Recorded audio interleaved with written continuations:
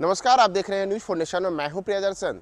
बिहार की सियासत में अब लंका कांड होगा। जी हां, बिहार की सियासत में लंका कांड होगा। अब तक तो आपने रामचरितमानस में ही लंका कांड पढ़ा होगा, लेकिन मैं आपको अब बिहार के लंका कांड के बारे में बताना जा रहा हूं।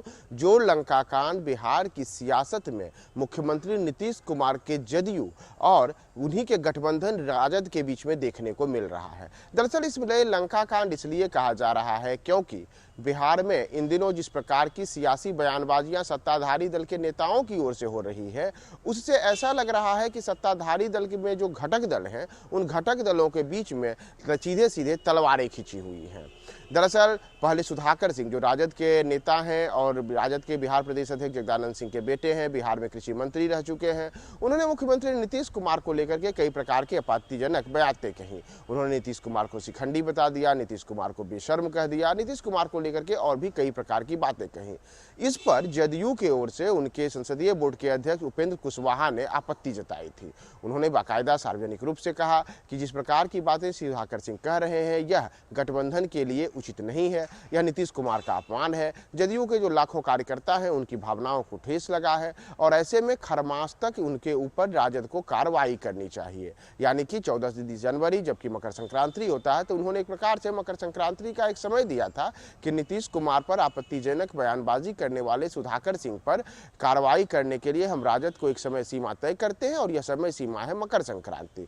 लेकिन मकर संक्रांति को बीते हुए भी अब तो 48 घंटे से ज्यादा का समय बीत चुका है।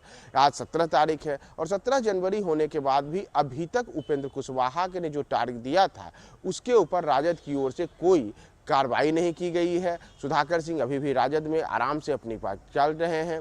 लगातार नीतीश पर तीखे बयान भी उनके जारी हैं।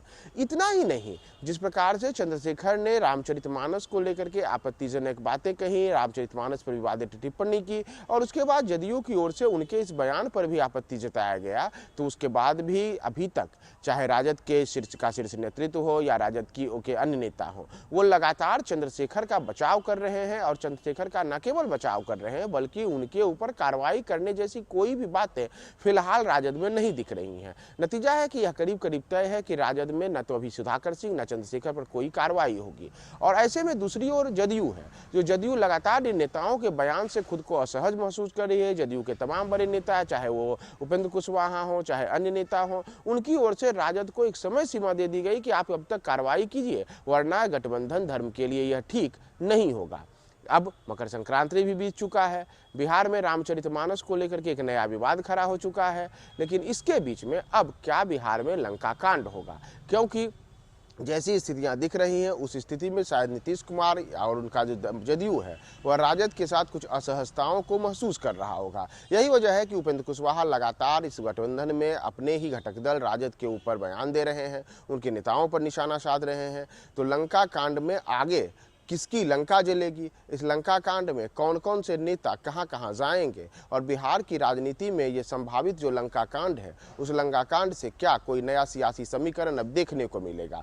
क्या नीतीश कुमार कुछ फिर से अलग करेंगे, क्या फिर से पलटेंगे? क्या होगा, हम आपको तमाम अपडेट्स बताएंगे। आप हमारे साथ बने रहें न्यूज फॉर नेशन में।